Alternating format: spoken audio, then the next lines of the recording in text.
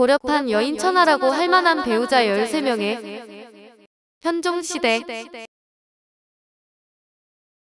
KBS 사극 고려거란전쟁의 원정왕후는 현종의 동반자 역할을 훌륭하게 수행하는데, 궐 밖에서 생명의 위협을 받으며 살다 갑자기 임금이 된 현종이 군왕의 위신을 갖추도록 도와줍니다.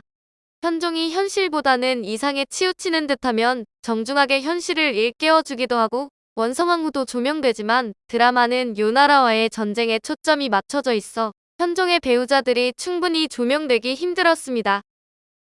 그러나 만약 그것에 초점을 맞춘 사극이 나온다면 그 드라마는 고려판 여인천하가 될 수도 있는데, 조선 성종시대나 숙종시대만큼이나 흥미진진한 소재가 될 수 있는 것이 고려 현종시대입니다. 조선시대에는 중전이 왕후로도 불리고 왕비로도 불렸는데, 임금의 정실 부인이 후로도 지칭되고 비로도 지칭되었지만, 고려시대에는 중전이 후로 불렸고 비는 그보다 낮은 단계였습니다. 고려사 후비열전은 정실은 왕후로 부르고 첩은 부인으로 부른다며, 귀비, 숙비, 덕비, 현비는 부인으로 삼으며 품계는 모두 정일품이다라고 기술했습니다. 현대 한국인들은 배우자를 부인으로 부르지만 고려시대에는 부인이 임금의 첩이었으며 비는 후궁인 부인에 해당했습니다. 그 뒤 조선왕조는 중전을 후궁급인 비로 불렀으면서도 후를 병용했는데, 세종은 배우자인 심씨가 죽자 소원왕후라는 시호를 부여했습니다.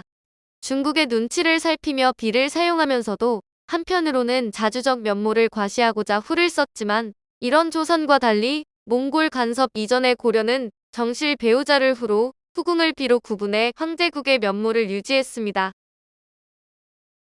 출신이 다양한 현종의 13명 배우자.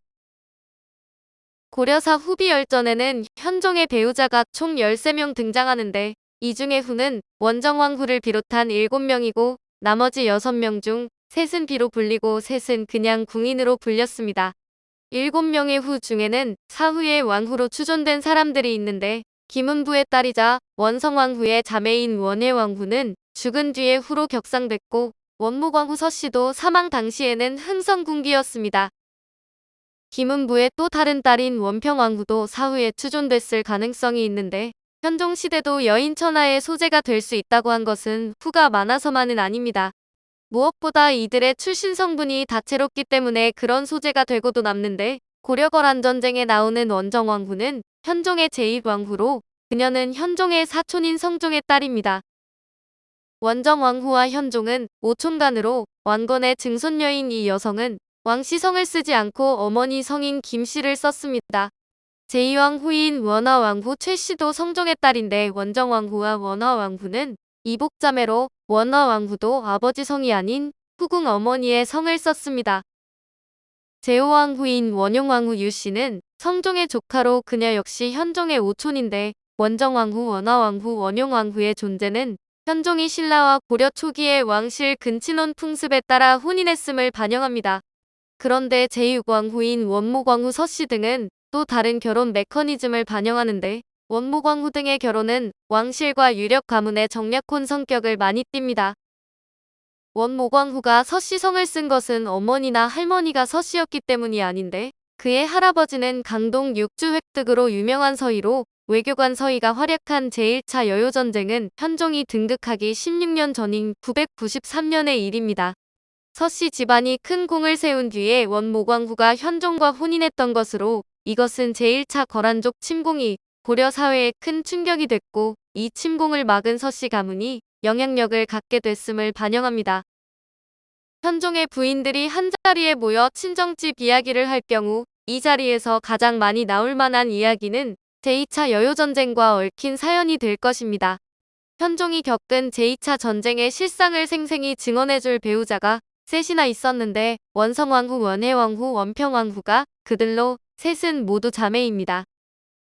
김은부의 딸이 셋이나 왕후가 된 것은 요나라 성종이 40만 대군을 이끌고 직접 침공한 제2차 전쟁의 결과로, 고려사 원성태후열전은 이 전쟁으로 인해 현종이 남쪽으로 피난한 일을 언급하면서 이런 사연을 들려줍니다. 고려사 권 88열전 권제1 후비. 현종 후비 원성태후 김씨. 원성태후 김씨는 안산 사람으로 시중 김은부의 딸이다. 덕종 정종 임평왕후 경숙공주를 낳았다. 처음에 현종이 남행할 때 적들이 물려감으로 돌아오다가 공주에 이르렀다. 김은부는 그때 절도사였는데 왕후로 하여금 어의를 지어 바치게 하니 이로 인하여 왕이 그를 맞아들여 연경원주라 칭하였다. 개경으로 귀환하던 현종이 공주절도사 김은부를 만나게 되고 김은부가 딸에게 어의를 만들도록 한 것이 인연이 됐다는 설명인데 처음에는 후궁인 연경원주에 책봉됐으며 왕후가 된 것은 그 후의 일입니다.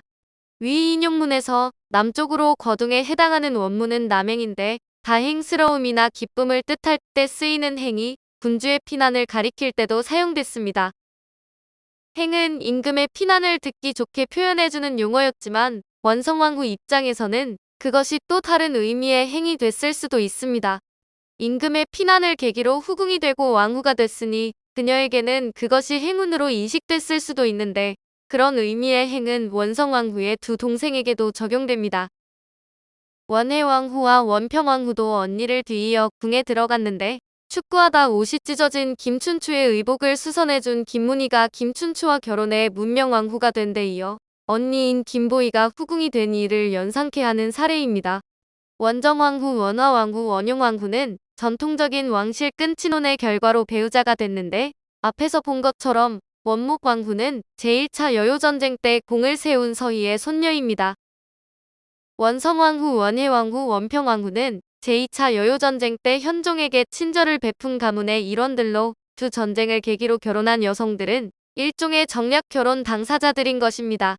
이 점을 감안하면 현종의 배우자 구성은 왕실 근친혼과 정략 결혼을 고루 반영하는 한편 두 차례의 고려거란 전쟁도 함께 반영하며 제3차 여요전쟁에 강감찬 가문의 여성까지 들어갔다면 더 이채로워졌을 것입니다.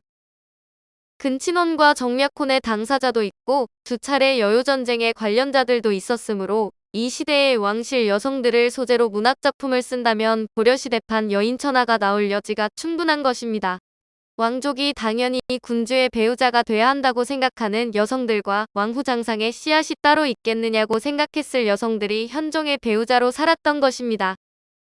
우리 할아버지 서희가 아니었다면 고려는 망했을 것이라고 자부했을 수도 있는 여성과 우리 아버지와 큰언니가 아니었다면 임금의 귀환길이 더 힘들었을 것이라고 자부했을 수도 있는 여성들이 배우자로 살았습니다.